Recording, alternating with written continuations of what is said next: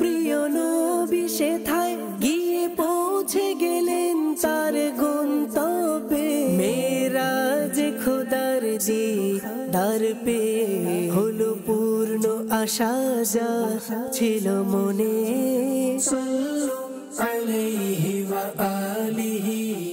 আলহামদুলিল্লাহি রাব্বিল আলামিন والصلاة والسلام على سيد المرسلين أما بعد فأعوذ بالله من الشيطان الرجيم بسم الله الرحمن الرحيم الصلاة والسلام عليك يا رسول الله وعلى آلك وصحابك يا حبيب الله الصلاة والسلام عليك يا نبي الله وعلى آلك وصحابك يا نور الله। প্রিয় মাদানী চ্যানেলের দর্শকবৃন্দ, আপনারা দেখছেন অনুষ্ঠান সর্বশ্রেষ্ঠ মোজেজা। আলহামদুলিল্লাহ, আল্লাহ রাব্বুল আলামিন আমাদের নবী মাহবুবে আরবি সাল্লাল্লাহু আলাইহি ওয়াসাল্লামকে সর্বশ্রেষ্ঠ মোজেজা দান করেছেন, অর্থাৎ মেরাজ দান করেছেন। সকল নবী জিবরিল আলাইহিস সালাম থেকে শুনে শুনে ওয়াহদানিয়াতের রবুবিয়তের কথা বলেছেন, কিন্তু আমার নবী সাল্লাল্লাহু আলাইহি ওয়াসাল্লাম আল্লাহকে দেখে আল্লাহর রবুবিয়ত এবং ওয়াহদানিয়াতের কথা বলেছেন। আজকে আমরা আরও মেরাজ সম্পর্কে কিছু জানার চেষ্টা করব। চলুন আগে আমরা দুরূদ শরীফের একটি ফজিলত শ্রবণ করি। রাসূল করিম রউফুর রহিম সাল্লাল্লাহু আলাইহি ওয়াসাল্লাম ইরশাদ করেছেন, যে ব্যক্তি আমার উপরে অধিক হারে দুরূদ পাঠ করবে, কাল কিয়ামতের দিনে আমি তার সুপারিশ করব। সুবহানাল্লাহ। যেদিন কেউ কাজে আসবে না, মা সন্তান থেকে পৃথক হয়ে যাবে, বাবা সন্তান থেকে দূরে সরে যাবে, স্ত্রী তার স্বামী থেকে আলাদা হয়ে যাবে, কেউ কাউকে একটি নেকি দিতে প্রস্তুত হবে না, রাজি হবে না।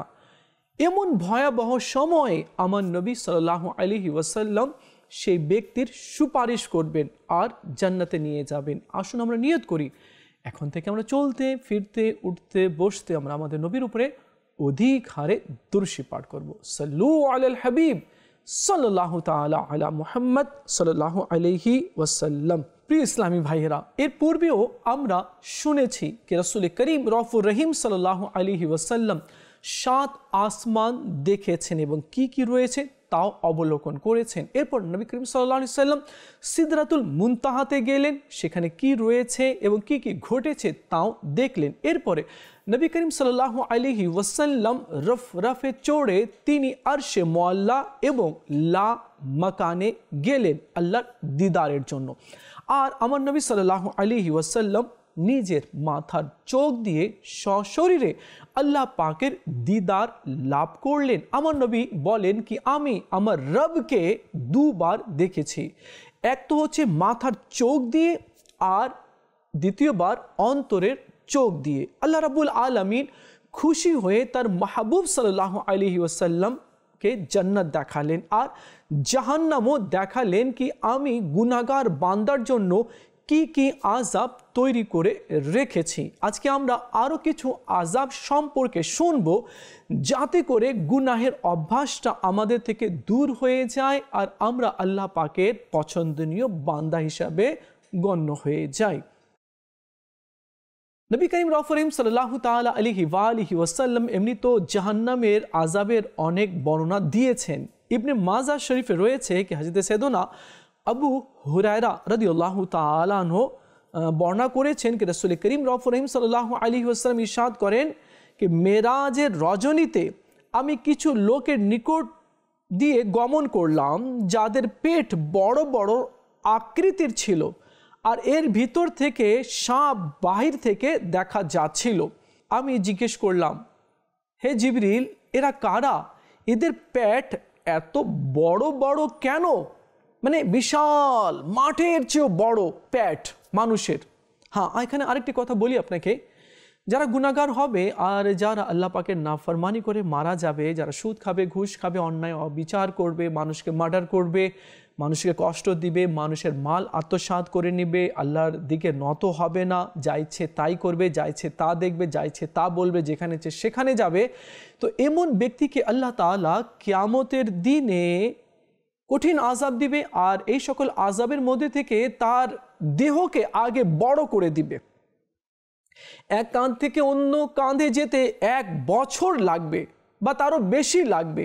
এক একটা জাহান্নামীর দাঁত হবে উহুদ পাহাড় সমতুল্য হবে, তার পেট হবে বিশাল বড় বড় পেট হবে। আর আমার নবী সাল্লাল্লাহু আলাইহি ওয়াসাল্লাম কি বলেছেন কি আমি কিছু লোকদেরকে দেখলাম যাদের পেট বিশাল বড় বড়, বিশাল মাঠের চেয়েও বড় বড় পেট, আর তার মধ্যে সাপ রয়েছে, আর সেই সাপগুলো বাইরে থেকে দেখা যাচ্ছে। পেটটা আছে না, পেটের বাইরে থেকে দেখা যাচ্ছে কি হ্যাঁ এত বড় জাহান্নামী, আর এর পেটের ভিতরে এতগুলো সাপ, কি ধরনের সাপ, কত বড় সাপ তা বাইরে থেকে দেখা যাচ্ছে। আমার নবী সাল্লাল্লাহু আলাইহি ওয়াসাল্লাম জিবরিল আলাইহিস সালামকে জিজ্ঞেস করলেন, হে জিবরিল, এরা কারা, আর এত বড় দেহ, আর এদের পেটের ভিতরে এতগুলো সাপ রয়েছে, এরা কি এমন কাজ করেছে? তো জিবরিল আলাইহিস সালাম আরজ করলেন, ইয়া সাইয়্যিদি ইয়া রাসূলুল্লাহ সাল্লাল্লাহু আলাইহি ওয়াসাল্লাম, এরা আপনার উম্মতির সুদখোর ব্যক্তি। আপনারা শুনলেন সুদের কত ভয়াবহতা রয়েছে, কিন্তু তারপরেও মানুষ কিছু পয়সার জন্য তারা হারামের দিকে, সুদের দিকে অগ্রসর হচ্ছে। দেখুন অনেক এমন টাকাওয়ালা রয়েছে, কোটি কোটি টাকা রয়েছে, কিন্তু তারা বেশি খেতে পারে না, ডক্টর বারণ করে দিয়েছে। বেশি পানি পান করতে পারবে না, লিমিটেড করে দিয়েছে, না তোমার কিডনিতে প্রবলেম রয়েছে, তুমি এতটুকু পানি পান করবে, এর বেশি করবে না। আচ্ছা, কিছু লোকের ডায়াবেটিস হয়ে গেছে, না না তুমি এই মিষ্টি তো খেতেই পারবে না, তুমি আপেল 1 টুকরো খেতে হবে, আম এতটুকু খেতে হবে, খেজুর 2টা খেতে হবে, খাবার লিমিটেড করে দিয়েছে। অথচ অনেক টাকা, কেন টাকা অর্জন করেছিল হারাম পথে? যাতে ঠাট বাটভাবে থাকবো আর যা ইচ্ছে তাই খাবো। কিন্তু কেমন কাবু হয়ে সে পড়ে গেছে কি হারাম পথে তো টাকা অর্জন করেছে কিন্তু ভালো কিছু খেতে পাচ্ছে না। আচ্ছা, এই রোগটা সবার ক্ষেত্রে নয়, কিছু ভালো লোকেরও হয়ে থাকে, তা তার মর্যাদাকে বৃদ্ধি করার জন্য। আর কিছু গুনাহগারকেও আল্লাহ রাব্বুল আলামিন এমন শাস্তি দুনিয়াতে দিয়ে থাকে। তো যে কথা আমি বলছিলাম, সামান্য কয়েক টাকার জন্য, অথচ টাকা তো চলে আসে, ব্যাংক ব্যালেন্সও হয়ে যায়, জমি গাড়ি বাড়িও হয়ে যায়, কিন্তু শান্তি নেই। কি হয়েছে? মাথা ঘুরাচ্ছে, ভাই আমি দাঁড়াতে পারি না। কি হয়েছে? ভাই বুকটা খুব ধরপড় করে, ভাই আমি ভালোভাবে কথা বলতে পারি না, ভাই কি বলি, আমি বেশি হাঁটতে পারি না, বেশি কাজ করতে পারি না। টাকা পয়সা সব আছে। দেখুন টাকা দিয়ে তো আপনি ওষুধ ক্রয় করতে পারবেন, দামি দামি ওষুধ ক্রয় করতে পারবেন, কিন্তু টাকা দিয়ে আরোগ্য শিফা আপনি কিনতে পারবেন না। এখন শরীরে দুর্বল, একেবারে 60 বছর 70 বছর বয়স হয়ে গেছে, আমি শরীরটা দুর্বল হয়ে গেছে, টাকা কোটি কোটি টাকা আছে, ওই টাকা দিয়ে আবার যৌবনকে আপনি ফিরিয়ে আনতে পারবেন না। তো এই জন্য আমাদের উচিত হবে যাতে করে আমরা বাস্তবকে বুঝি। বাস্তব কি আছে? বাস্তব মওত আছে, বাস্তব মৃত্যু, বাস্তব কাফনের কাপড়, বাস্তব কবর, বাস্তব হাসরের ময়দান, এগুলো বাস্তব রয়েছে। আর বাস্তব মিজানের পাল্লা রয়েছে, বাস্তব পুলিসরাত রয়েছে। এই জন্য আমাদেরকে বাস্তবটাকে দেখতে হবে। আর এগুলো তো রং তামাশা। আচ্ছা, টাকাও কিন্তু মানুষের হাতে থাকে না সব সময়। আজকে এই হাতে, কালকে ওই হাতে, আবার উড়ে অন্য হাতে চলে যায়। মানে একটু বললাম, উড়ে তো যায় না, কিন্তু টাকারও মনে হয় পাখা লেগে গেছে, আজকে এই হাতে, কালকে ওই হাতে, কাল পরশু ওই হাতে। তো টাকা হাত চেঞ্জ করে। তো এই দিকেও আমাদেরকে খেয়াল রাখতে হবে কি আজীবন, সারা জীবন আমার কাছে টাকা পয়সা থাকবে, ক্ষমতা থাকবে, তাও নয়, এটা চেঞ্জ হয়। কিন্তু আমাদেরকে এই দিকে লক্ষ্য করতে হবে কি মওত যে আছে না, এই টাইমটা চেঞ্জ হয় না। আর যে স্থানে আমাকে মাটি দেওয়া হবে সেই স্থানটাও চেঞ্জ হবে না। তো বুদ্ধিমানের কাজ হচ্ছে, বুদ্ধিমান সে আছে যে হারাম থেকে বাঁচে, সুদ ঘুষ থেকে বাঁচে, আর রিস্কে হালাল খায়। হাদিসে পাকের মধ্যে রয়েছে যে রিস্কে হালাল খাবে নিজের পরিবারবর্গকে নিয়ে, স্ত্রী ছেলে মেয়েকে নিয়ে, যদিও লবণ ভাত বা রুটি ডাল হয়, হালালের খাবার নিয়ে যখনই তারা বসে, আল্লাহ রাব্বুল আলামিন তাদের উপরে রহমতের দৃষ্টি দেয়। আর আল্লাহ তাআলা যাদের উপরে রহমতের দৃষ্টি দেয়, আল্লাহ তাআলা তাকে কখনো আযাব দেবে না। তো আল্লাহ নবী সাল্লাল্লাহু তাআলা আলাইহি ওয়াসাল্লাম মেরাজের রাত্রে সুদখোরের আযাব দেখলেন। আমার নবী সাল্লাল্লাহু আলাইহি সাল্লাম আরও কিছু আযাব দেখলেন। আমার নবী সাল্লাল্লাহু আলাইহি সাল্লাম বলেন, আমি কিছু মানুষের পাশ দিয়ে অতিক্রম করলাম, তো দেখলাম কি তাদের মাথাকে পিষ্ট করা হচ্ছে, গুঁড়ো করা হচ্ছে বিশাল পাথর দিয়ে, মাথাতে ডাইরেক্ট প্রহার করা হচ্ছে আর মাথাকে পিষ্ট করা হচ্ছে। প্রতিবার পিষ্ট করা হচ্ছে, তো এর কিছুক্ষণের পরে আবার মাথা ঠিক হয়ে যাচ্ছে, ফেরেশতা আবার তার মাথাকে গুঁড়ো করছে, চ্যাপটা করে দিচ্ছে। যেভাবে করে তরমুজ আছে না, তরমুজ যদি জোরে আছাড় মারা হয় কীভাবে খণ্ড খণ্ড হয়ে যায়, এভাবে ফেরেশতা একেবারে বড় পাথর দিয়ে তার মাথাকে পিষ্ট করছে।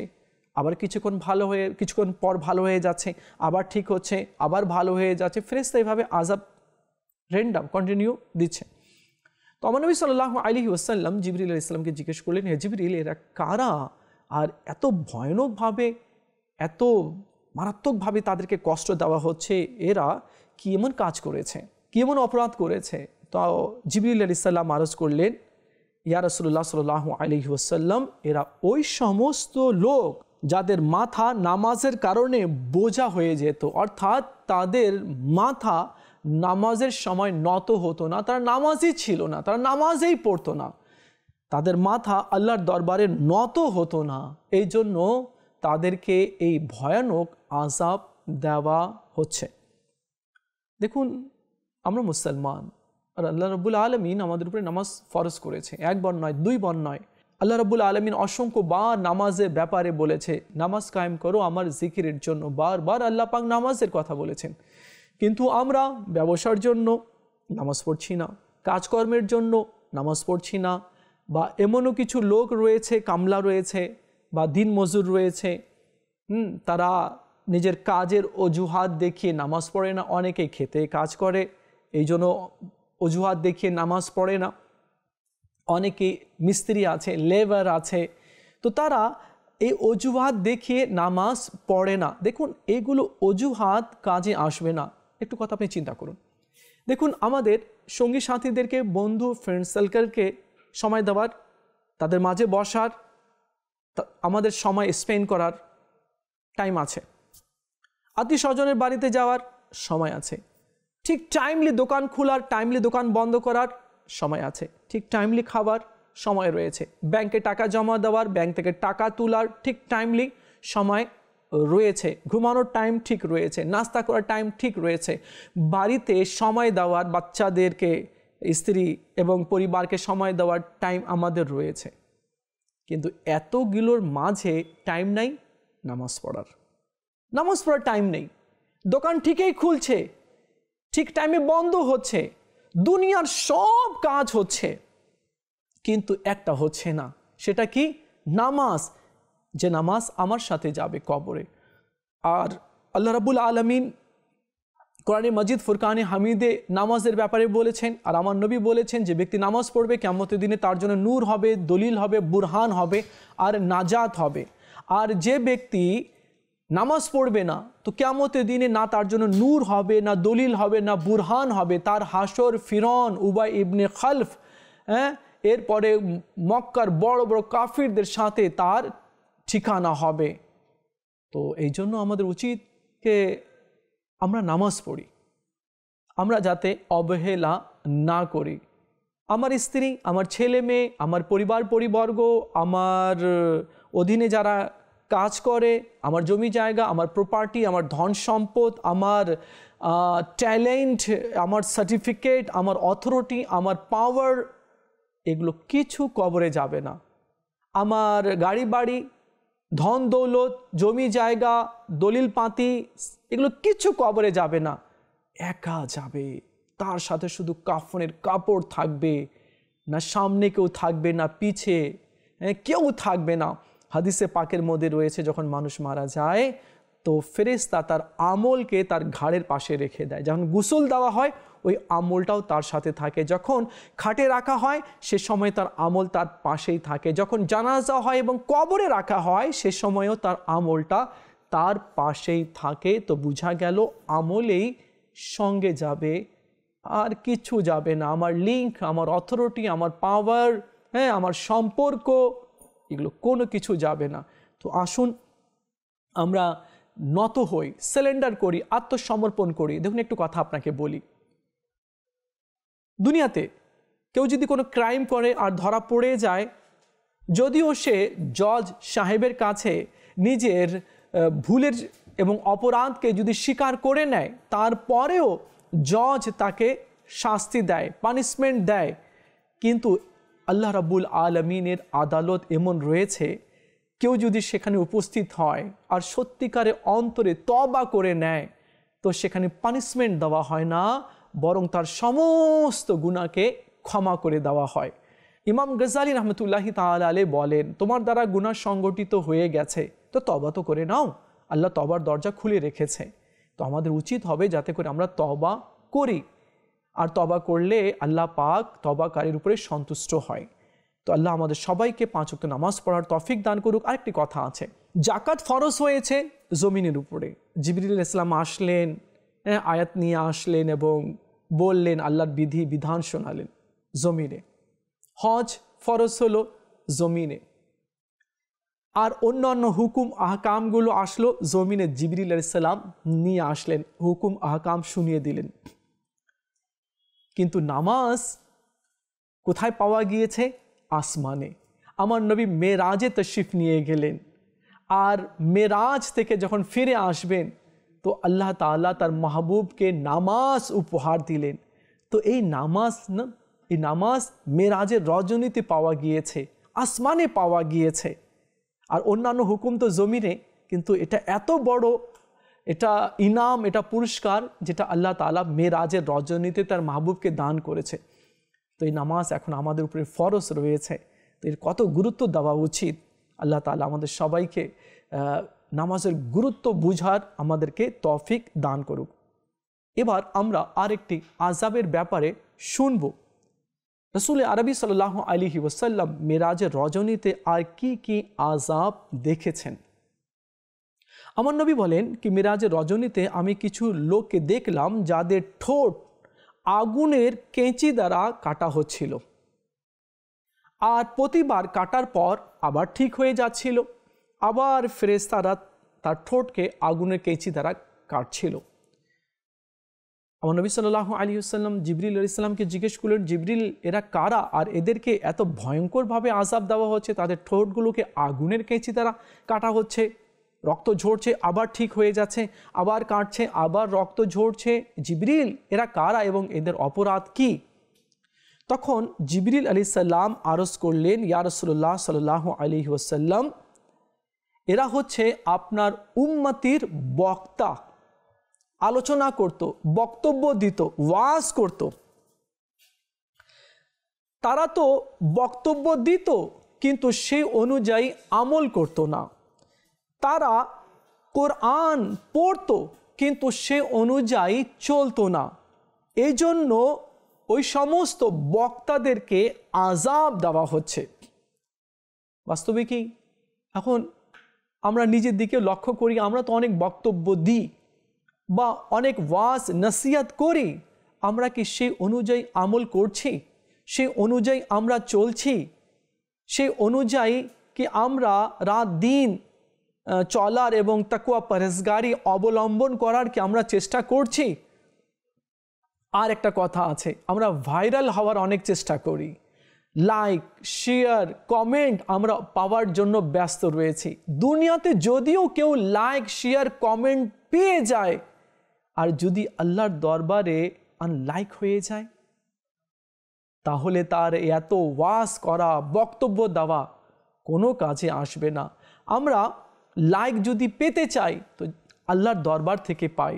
যদি আল্লাহ লাইক দিয়ে দিল, আল্লাহ পছন্দ করে নিল, তাহলে দুনিয়াতেও সম্মানিত আর আখিরাতেও সে সম্মানিত হবে। আর যদি দুনিয়াতে সে যদি আল্লাহর দরবার থেকে আনলাইক হয়ে যায়, তো তার মতো অধম আর তার মতো অপদস্থ আর দ্বিতীয় কেউ নেই। তো এই জন্য আমাদের উচিত হবে আমরা যা বলি, যা বক্তব্য দিই, যা ওয়াজ নসিহত করি, তো সেটা আমরা নিজের জন্য করি। কি এই যে আমি বক্তব্য দিচ্ছি, মানুষের সংশোধনের কথাগুলো বলছি, খৌফে খোদার কথা বলছি, আগে এটা আমার জন্য, আগে এটা আমার জন্য, আর আমি এরপরে আগে আমল করব, এরপরে পাবলিকরা আমল করবে। কিন্তু দুর্ভাগ্যক্রমে কিছু লোক আছে, আমি যাহা বলি তোমরা তাহা করো, আর আমি যাহা করি তোমরা তাহা করিও না। কিছু লোক এমনও রয়েছে শুধু বলে, করে না। তো আমলও করতে হবে। যদি আমরা কিয়ামতের ওই ভয়াবহতা থেকে বাঁচতে চাই, ওই আযাব থেকে যদি আমরা বাঁচতে চাই, আর সেদিন এর অপমান থেকে আমরা যদি বাঁচতে চাই, তবে আমরা যা ওয়াজ করি, যা বয়ান করি, তার উপরে যাতে আমরা আগে আমল করি। আর দেখে নিতে হবে কি আজকে আমি যে ওয়াজ করলাম, বক্তব্য দিলাম, হ্যাঁ, তো আমি কি বলেছি, আর এগুলো কতটুকু আমার আমল রয়েছে। তো নিজেকে একটু সার্চ করে নিতে হবে। প্রিয় ইসলামী ভাইরা, আরেকটি রিওয়ায়াত রয়েছে যা আল্লাহ নবী সাল্লাল্লাহু আলাইহি ওয়াসাল্লাম এই সম্পর্কেই আমার নবী সাল্লাল্লাহু আলাইহি ওয়াসাল্লাম বলেছেন। প্রিয় নবী সাল্লাল্লাহু আলাইহি ওয়াসাল্লাম ইরশাদ করেন, কিয়ামতের দিন এক ব্যক্তিকে আনা হবে এবং জাহান্নামের আগুনে নিক্ষেপ করা হবে, যার ফলে তার নাড়ি ভুঁড়ি বাইরে চলে আসবে, আর ওই নাড়ি ভুঁড়িগুলো তার দেহের চতুর্দিকে বন বন করে ঘুরতে থাকবে। যেভাবে গাধা কলুর তেল বের করার জন্য চতুর্দিকে ঘুরে, অনুরূপভাবে তার নাড়ি ভুঁড়িগুলো তার দেহের চতুর্পাশে ঘুরবে। তো অন্যান্য জাহান্নামীরাও আসে, তাকে বলবে, হে অমুক, তোমার কি হলো? তুমি কি লোকদের নেকির দাওয়াত দিতে না? লোকদেরকে কি তুমি বুঝাতে না? তো সে বলল, হ্যাঁ, আমি তো নেকির দাওয়াত দিতাম, ওয়াজ করতাম, বক্তব্য দিতাম, লোকদেরকে সংশোধনের পথে নিয়ে আসার চেষ্টা করতাম, কিন্তু আমি সেই অনুযায়ী আমল করতাম না। লোকদেরকে আমলের কথা বলতাম, কিন্তু আমি নিজে আমল করতাম না। তো দুইটি হাদিসে কারিমা আমরা শ্রবণ করলাম। আমরা বড় বড় কথা বলি আর নিজেকে সমাজের মাঝে একেবারে সুফি দরবেশ আর সৎ মহৎ মহান মানুষের মাঝে আমরা পেশ করি, কিন্তু একাকীর মধ্যে কোনো আমল আমাদের নেই। তো এটা হচ্ছে বড় বোকামি। আমরা মনে করি, দেখো আমি কত সুন্দর বুঝাতে পারি, হ্যাঁ দেখো সবাই আমার কাছে আসে, আমি একেবারে বুঝিয়ে দিই, তাদেরকে সন্তুষ্ট হয়ে যায় তারা।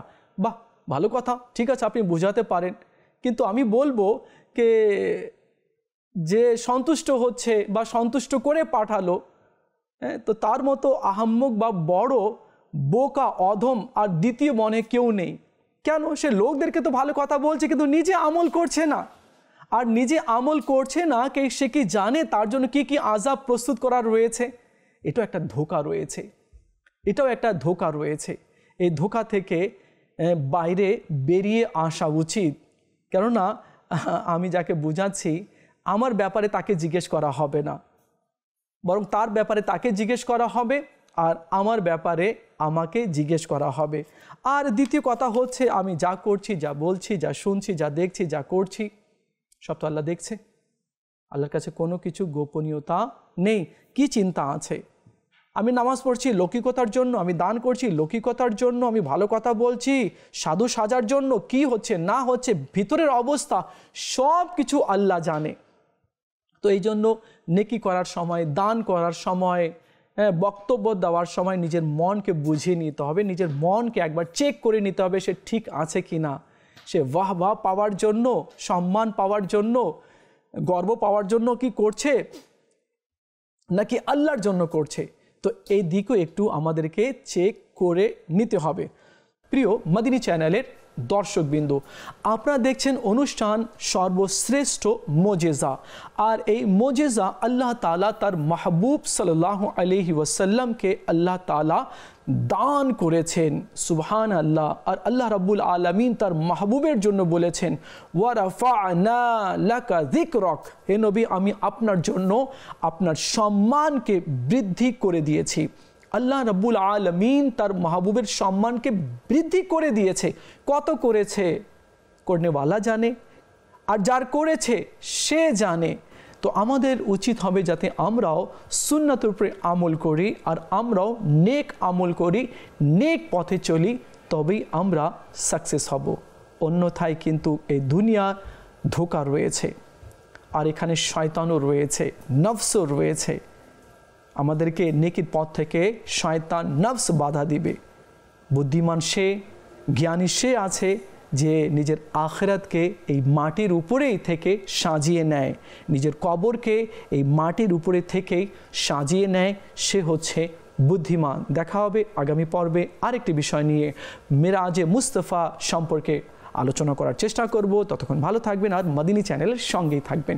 সাল্লু আলাল হাবিব সাল্লাল্লাহু তাআলা আলা মুহাম্মদ সাল্লাল্লাহু আলাইহি ওয়াসাল্লাম। খোদারি দয়ায় প্রিয় নবী সেথায় গিয়ে পৌঁছে গেলেন তার গন্তব্যে। মেরাজে খোদার দিদার পেয়ে হলো পূর্ণ আশা যা ছিল মনে। সাল্লু আলাইহি